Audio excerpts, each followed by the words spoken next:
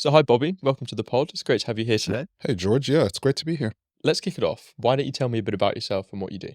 So I'm Bobby. I'm founder and CEO of the Rad Consulting Group, previously Radically Digital. My background is born in Nigeria, moved to Ireland when I was 7, grew up in Ireland, worked briefly in Deloitte, and then moved into digital consulting in London about 8 years ago. Moved up quite quickly, and then when I was 25, set up the Radically Digital, now the Rad Consulting Group, which has grown incredibly fast. And I guess a big part of why I set up the organization was trying to build a consulting firm that I would want to work at. So that means when it comes to the culture that we have amongst the team, when it comes to the types of projects we work with, how we work with our clients, the impact that we make, etc. as well. So let's dive into Rad. Could you explain a bit more about what the business does, what does it consult on, and how does it work? So Rad Consulting Group, we are a digital transformation consultancy. So we work with generally consumer-facing businesses, enterprise scale between around 100 million to about 1 billion of revenue. Some clients are a bit bigger than that, some are a bit smaller than that. We generally focus on clients who are not necessarily tech companies themselves, but it could be beauty brands, it could be construction firms, it could be hospitality brands, retailers, etc., who realize that tech is an enabler for their growth, even if they don't necessarily see themselves as being a tech business. So we work with these clients with everything from ideation, strategy, design, build of better digital products and digital experiences for their end customers.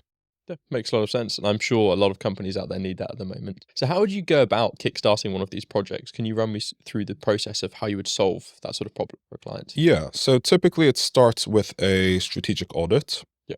So let's assume we're going into a major retailer. We'll get to understand what is the problem that they're trying to solve. Quite often they have a problem they think they're trying to solve.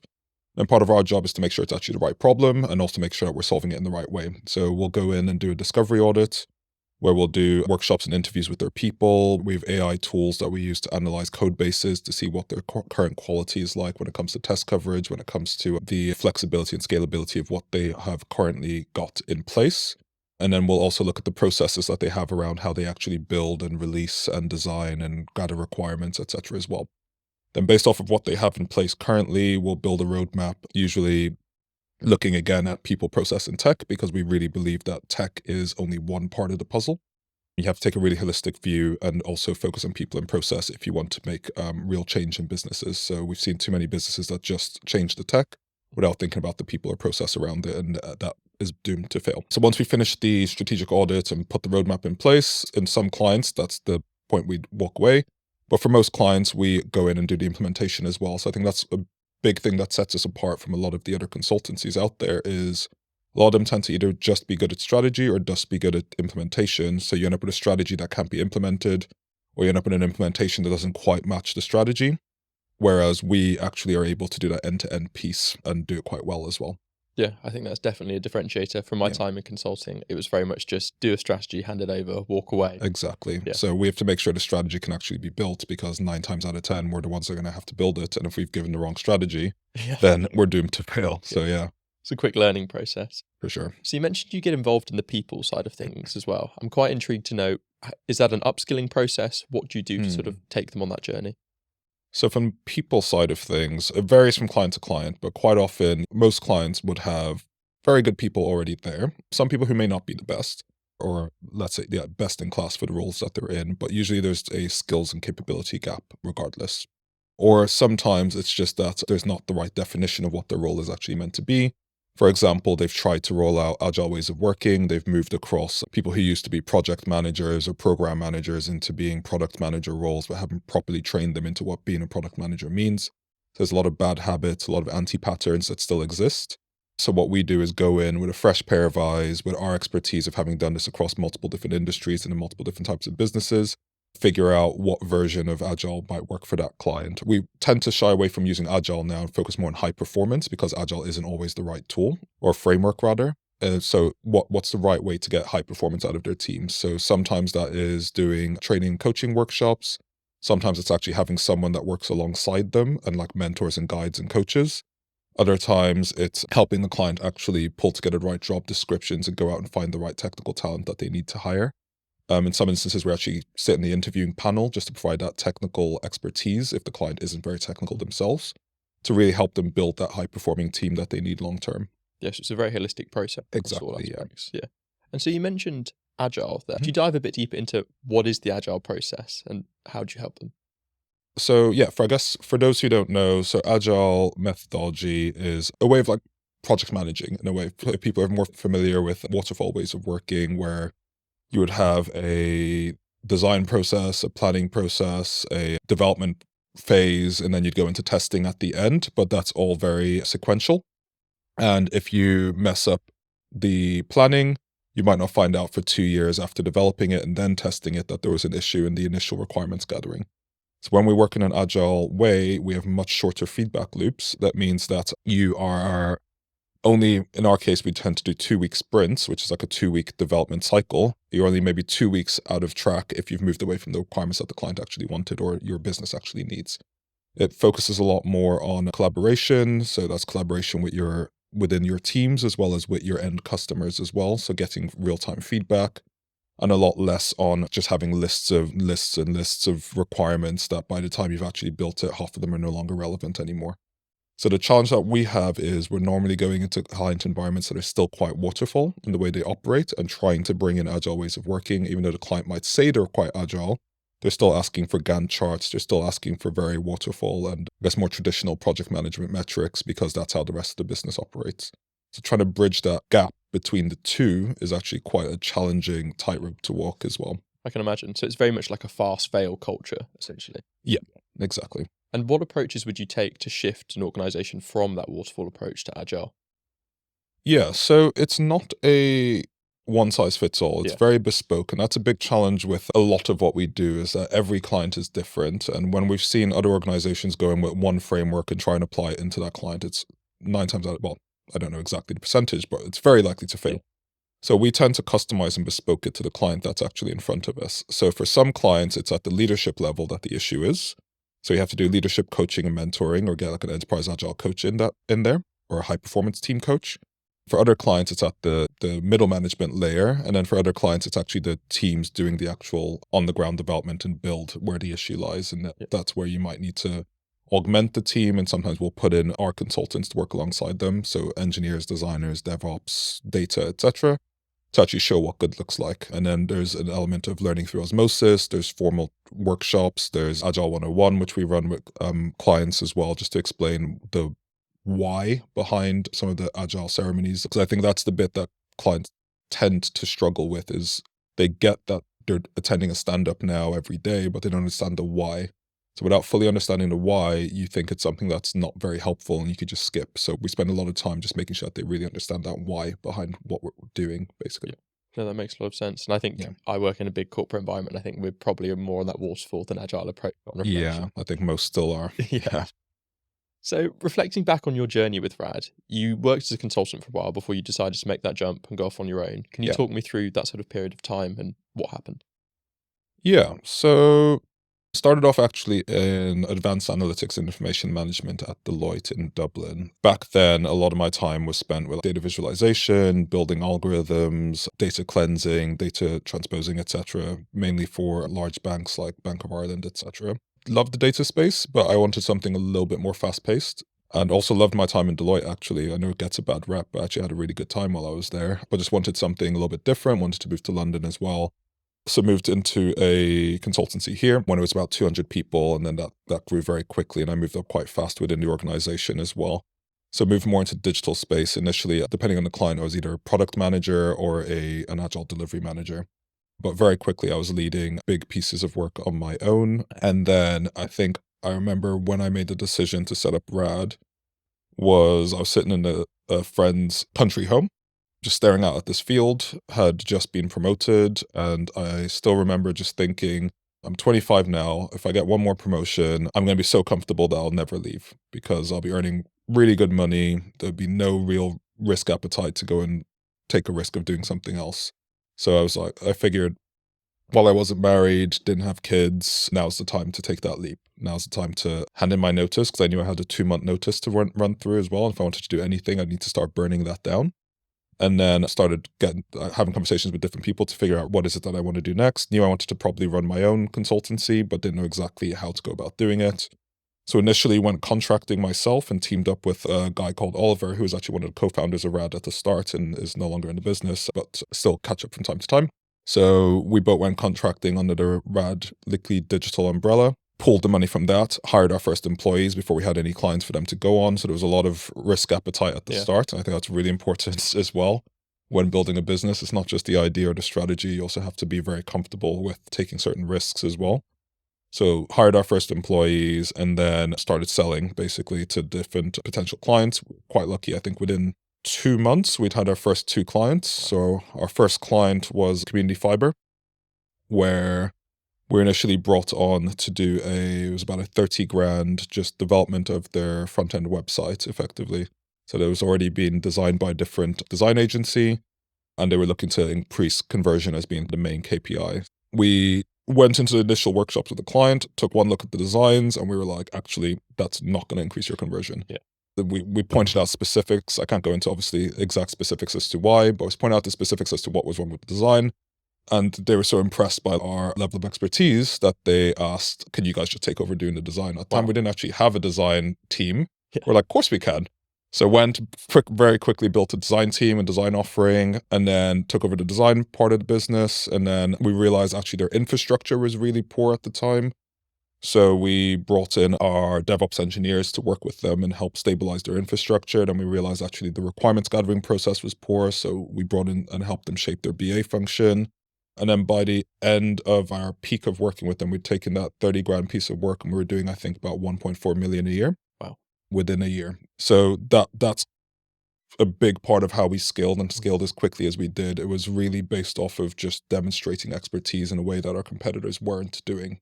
So rather than just going in, doing a 30 grand build and then walking away, it was really helping them get to where they were trying to get to. I think from that piece of work with them and optimizing their designs and releasing the new website, conversion increased by about 32%, which if you convert that into revenue and monetary terms is quite significant for any business. Yeah. And is that what do you think differentiates you from other consulting firms, really going on that journey with organizations as opposed to just delivering the brief? Yeah. Yes. So I think a lot of consultancies talk about being partners. We actually walk the walk when we talk about being partners. So that's in the good times and in the bad times as well. We've had clients who've gone through dips and we've been right there beside them, figuring out ways to make it work, making sure we're not just leaving them hanging. I think that being a partner with your clients is something that gets bandied around a lot. And when you actually have a partner, strategic partner that's providing services to you, you can really feel it versus when it's just someone that's a more transactional relationship. So we've got a lot of clients now where we're invited into their boardroom meetings, we're giving advice to the entire board, to the exec. They really see us as being that technology partner at the table rather than just being a supplier that they're paying for certain services from. So there's a lot of value add that we have to provide to really live that partner status with them. It's amazing to be that trusted partner, as you say. And so from what I understand, talent is one of your differentiators as well. You've got sort of 50% Bain, 40% female, and a lot of neurodiversity in your team. I'm really intrigued about how you attract and retain the best talent. What's your approach in the market? So I think a big part of it is the fact that our leadership team is already very diverse. So having a Black CEO in a tech company is quite rare.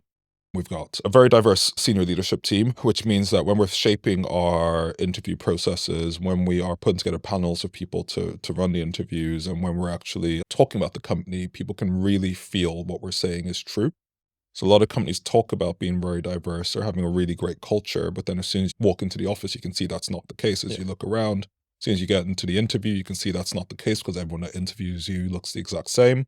Whereas with us, it is actually different. So whether it's go on our LinkedIn and have a look through who's in the company, come into the office sometime, or go through an interview with us, you can immediately feel that the energy is different. When people talk about the company, they're actually passionate about what they're talking about. We've focused a lot on, more recently, on this whole concept of like owner mindset amongst our team as well. So making sure everyone really feels like they are not just a part of Rad, but they actually own the outcomes of Rad as well. So right from the start, we set up an EMI scheme that made sure that an allocation of our shares was put aside for our employees as well. So everyone's invested and bought in.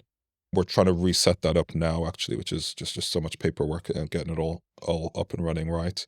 We've spent a lot of time refining our interview process. I think we probably refine it 6-7 times a year. We're constantly changing and tweaking how we do it to make sure that it's always feels very comfortable for the interviewee. But then from our side, we still get the quality that we need. So I think when we looked at the numbers of people who apply versus actually get hired, it's something like about 2% or lower. So we tend to get really high interest. So I still remember we ran our grad scheme a couple of years ago now, and we put the site up for 2 weeks. I think within 2 weeks we had 1,600 applicants, and we only hired the best 4 from that. So we do get our pick of the best talent out there. I think a big part of it as well is, especially younger people coming through university now are a bit disenfranchised with the idea of going into the Big Four, going into a more traditional corporate environment where you have to be in the office certain days a week. We're very relaxed with things like that. As long as you keep your clients happy, I'm happy as a rule. We have 1 day a week where we get together in the office, but it's more people come in, everyone's hugging. It's very social. You still do your client meetings, but we'll go for a team lunch. There's drinks after work. It's more that sort of thing. And then the rest of the time, if you want to work from home, if you want to work from your clients' offices, you plan your own time. So we give a lot of autonomy to our team as well around how they actually spend their time and prioritize. So that environment is great if you're someone that has a lot of initiative, but if you're someone that prefers a bit more routine structure and being told what to do, it can be uncomfortable. So we make that very clear in the interview process as well. Yeah, no, it makes a lot of sense. And it's very different from the Big Four environments that I've been in. Exactly. So I'm intrigued, what stood out about those 4 applicants out of the 1,600? What do you look for when you're picking new employees? Yeah. So if we're talking at the graduate level, you're not going to have a lot of experience. What I'm looking for at that stage is someone who can get shit done and someone who can show that they've got initiative and they actually go above and beyond the norm. Because in my mind, I'm like, in theory, anyone can go to university, lock yourself in a room, study 24/7 and come out with a first. So whether you get a first or a 2-1, I don't necessarily care that much. What I'm more impressed by is if you were involved in societies, if you were involved in volunteering, if you were a carer, if you were involved in sports, if you were debating, or even if it's like you were off traveling and meeting people and you still managed to get that first or 2-1, that's when I'm impressed. Because especially in consulting, it's not just going to be lock yourself in a room and produce documents. It's a lot more around how you can interact with people, how you work as part of a team, how you show initiative, how you go above and beyond, and you still have to come out with the best results at the same time. So those are the people that we were looking for. We had quite a fun, but still stringent interview process. So we had a full assessment day, but it was like fun doing like team hackathon type approach. And then presentations at the end. So it was a good way to see how they work in part of a team as well. And then also the sense of gravitas that they have even at that stage in their careers. So gravitas is something that's really difficult to teach.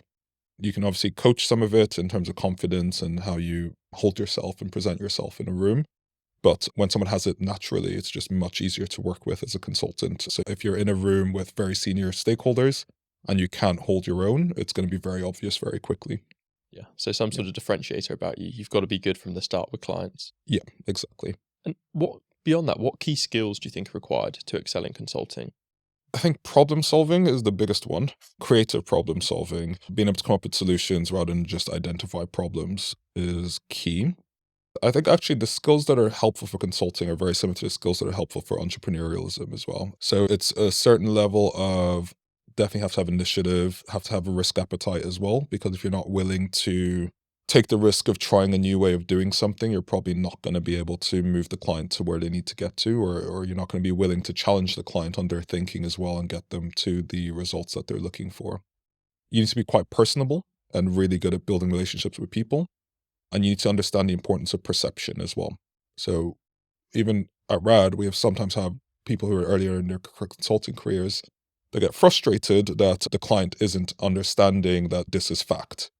But actually, in reality, and in any business, especially in consulting, fact is one thing, perception is gold, basically, because perception is where it's at. So even if you're right, but the client perceives that you're wrong, you're still wrong. Yeah. If you're wrong and the client perceives that you're wrong, you're still wrong. So you need to make sure that you are both right and the perception is right and the expectation setting is right with the client as well. So from a skill set perspective, I think that kind of falls into influencing. So being able to influence people, being personable and likable, being a good problem solver, and having a good level of risk appetite as well. Yeah, that makes a lot of sense. And so Rad scaled really quickly as a business. and you've gained a lot more employees and revenue. How's it been like for yourself transitioning from the doing to sort of the managing and running team? It's an interesting transition because I think when you are a founder of any business, almost every year your job looks completely different to what it looked like the year before. So I moved from delivering projects, overseeing projects, to just being CEO, to then jumping into now more of like sales and CEO type role, to also helping with our more strategic clients as well, where it requires C-level strategy. I'll normally get more hands-on involved at that stage. So it really flexes from year to year. I thought I'd moved to a point of being completely hands-off from the day-to-day, but actually it's been really nice working with clients again. It's in a very, obviously at a very different level, and it's less of the having to pull together a million different Excel spreadsheets and things like that, and more at the longer term business strategy level. But yeah, it's definitely been interesting. I don't think there's ever been any boring moment as part of the journey of building Rad. Yeah, I'm sure it sounds incredibly exciting. And there's a lot of learning involved in that process. What approach do you take to your own personal learning?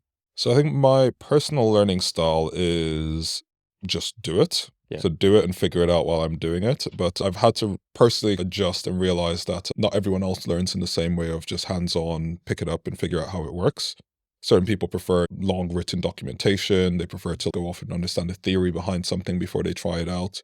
Whereas I prefer to try it, see what works, see what doesn't, quick trial and error, fail fast, and then adapt. Both approaches can work. I personally feel my approach is faster, but it really depends on, people and how they prefer to learn. But normally it's more hands-on learning. Yeah, I'm exactly the same. I love to jump straight in, and occasionally it backfires. Yeah, exactly. And then I go and watch a video around how I should have done it at that point. But definitely. So I'm sure it's not been all smooth sailing with Rad. No. What are some of the biggest challenges you think you faced? There's definitely been challenges along the way. I think any business that tells you that it's been smooth sailing would be lying. So I think 2023 and to some extent start of 24, where the economy was going through the downturn, was definitely challenging. So we got hit on a few different sides. So our smaller clients that were dependent on investor funding saw that funding pretty much dry up overnight. So amounts that had been committed were just pulled. We had some of the scale-ups and startups that we had been working with just basically going bankrupt overnight. We had budgets just being paused. And then on the enterprise side, there was so much uncertainty that everyone was just pausing on spending any additional money. So any innovation or anything that was more experimental was just pulled. And then even the things that had to happen were moving a lot slower. So that would be fine if it was that clients were just saying, no, we're not going to work with you, or no, we don't have the funds.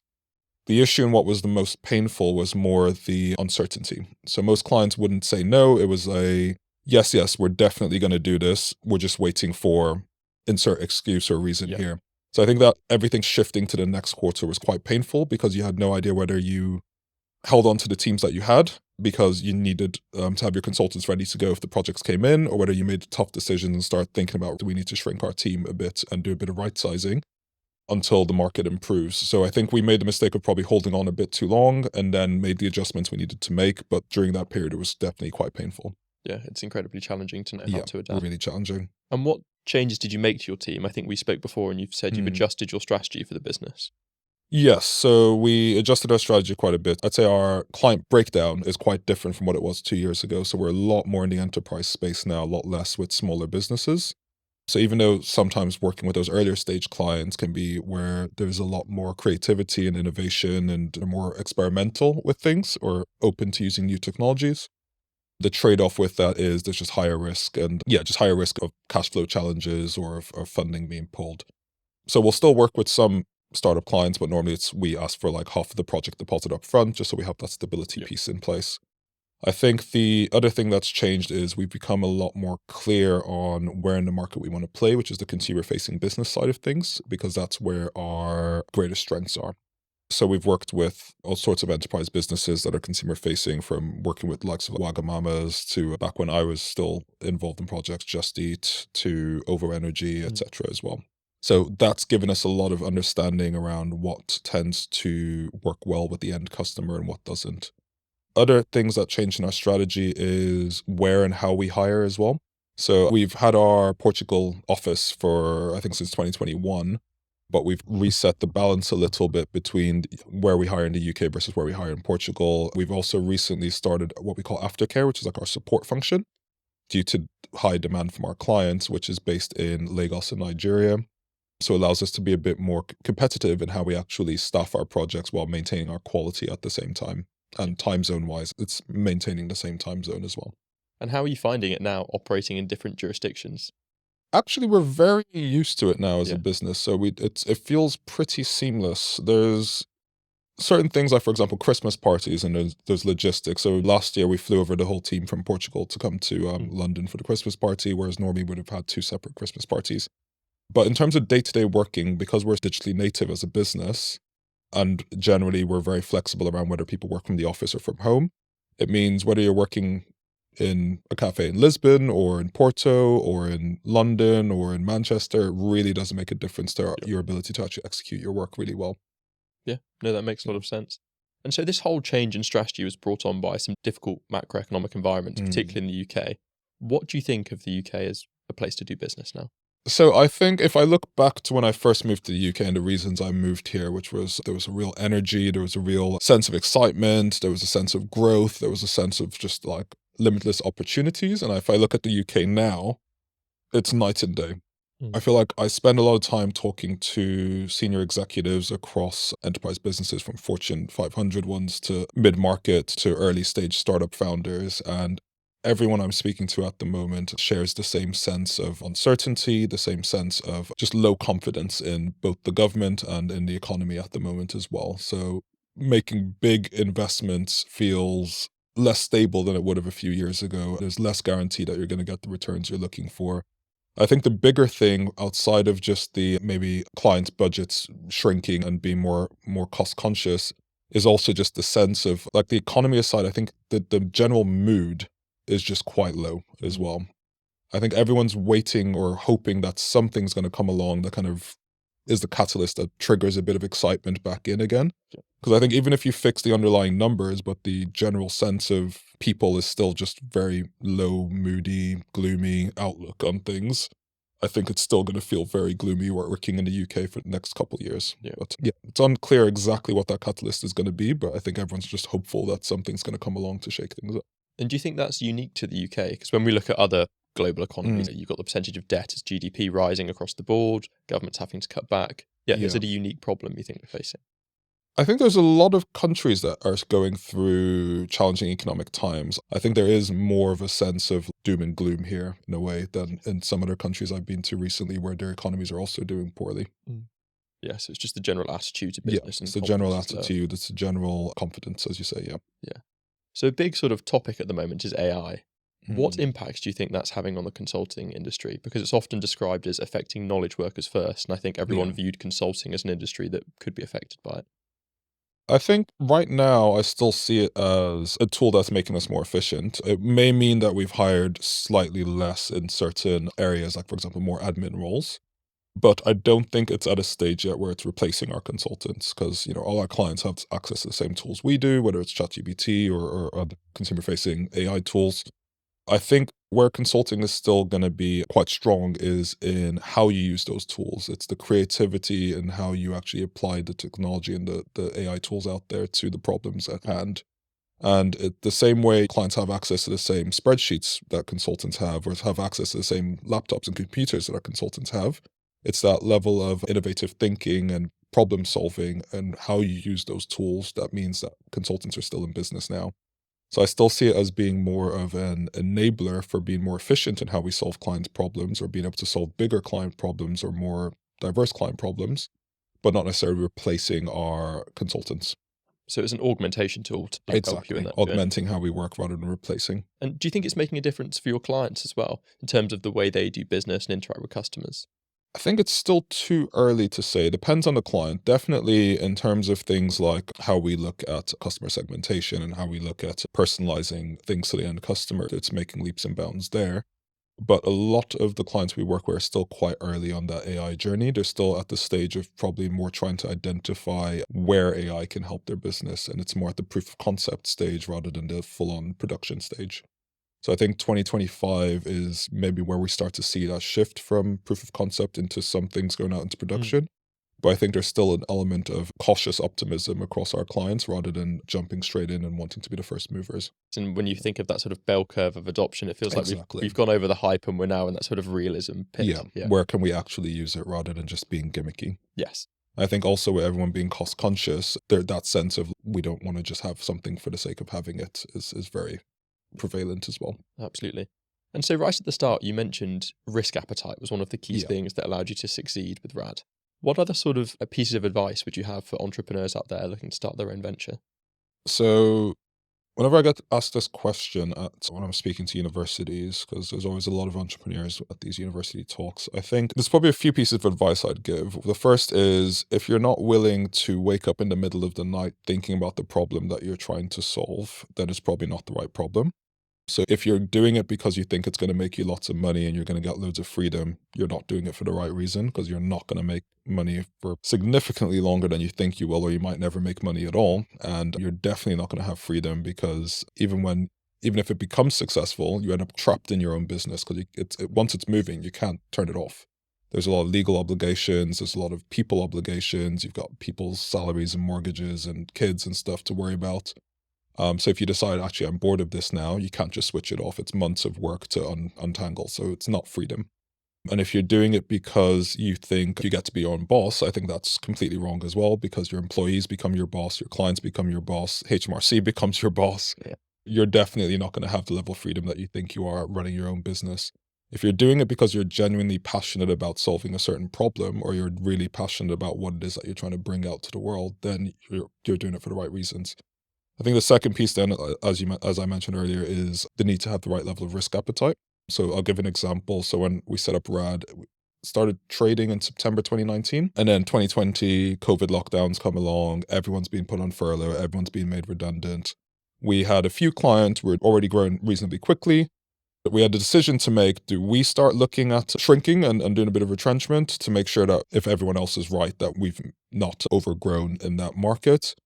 But actually, we took the complete opposite approach, and we started doubling down on our hiring, because I realized actually that some incredibly talented people were coming onto the market from Facebook, from like everywhere, who, as a tiny startup consultancy, we would normally never have a look in at trying to hire. But because the market was weak at that point from an employee perspective, it meant that we were able to actually bring in some really strong talent.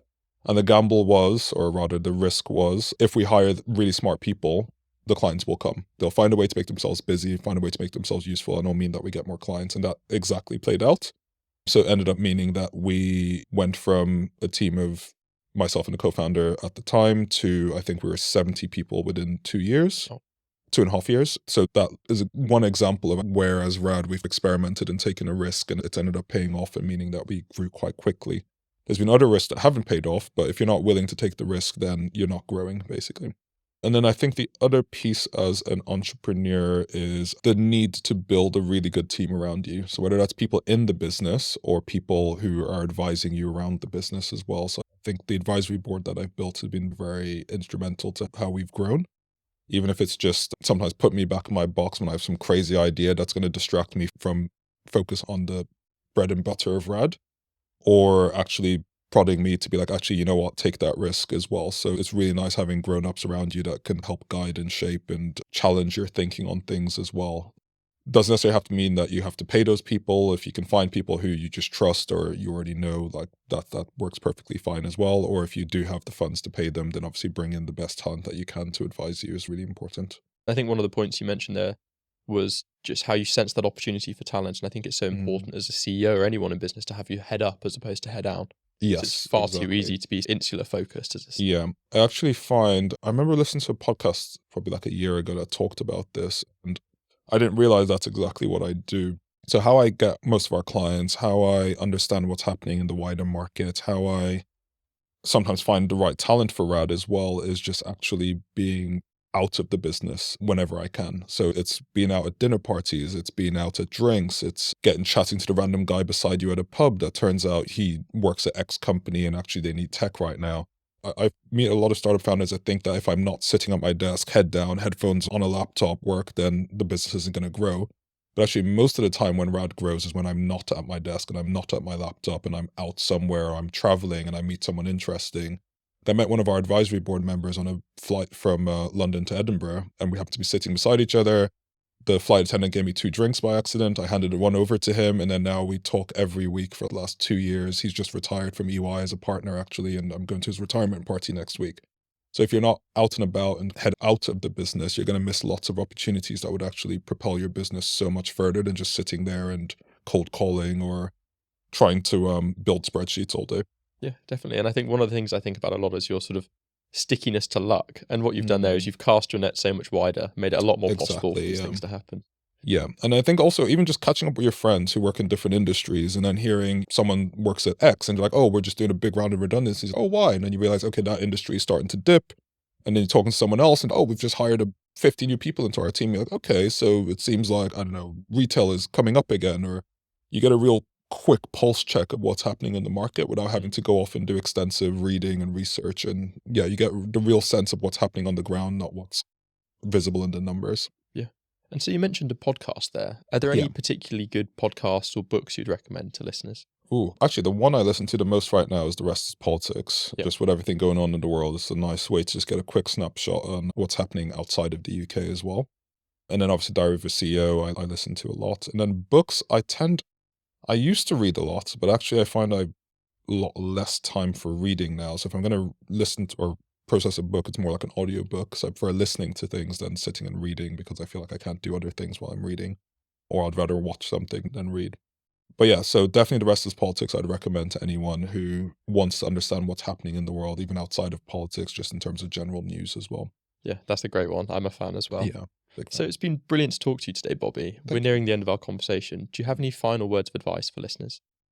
I think if I was to give final words of advice, I think like last year when Rad was going through quite a tough time, I think most consulting firms were going through a really bad time last year and having to do redundancies, etc., because the market had just shifted. I was getting to a position where I was starting to get, it takes a lot for me to get stressed, which is, I think, another thing that's quite helpful if you're going to go into entrepreneurship is a high tolerance for stress. Yes. But I was starting to get to a point of actually being quite stressed because I was worried about what happens if the business goes under, or what happens if worst case scenario this happens and that happens, etc. And then someone basically said to me like, okay, so let's imagine the worst case scenario here. So the business goes under, what happens? And I'm like, oh yeah, it'd be the worst thing. I was like, yeah, clients be really pissed off because our projects aren't finished. And she was like, okay, and then what? And then I was like, oh, and the employees be pissed off because they lose their job. And I was like, okay. Then she was like, okay, and then what? And I was like, then I guess they'll be annoyed for a while. And she was like, would they be annoyed forever? I was like, probably not. And she was like, and then what? And I was like, at some point they'd get over it and understand that we did what we could. And she was like, exactly. And then once that clicked, of realizing that it's not actually the end of the world when your business is going through a tough time and you will bounce back, it made it a lot easier to make the decisions that meant taking risk again. So it's making sure that when times are toughest, it's usually the time where it's hardest to take the risk that you need to take, but realizing actually that's not the end of the world and you will bounce back, whether it's in the format that you expect or in a different format. Yeah, it's not the end of the world. Yeah, so it comes back again to that point of stepping back, head up and scanning. Exactly. Yeah. Looking outside of the spreadsheets. Makes a lot of sense. So thank you. It's been brilliant to talk to you today. I've really enjoyed our conversation. Thank you. Yeah, it's been great being here.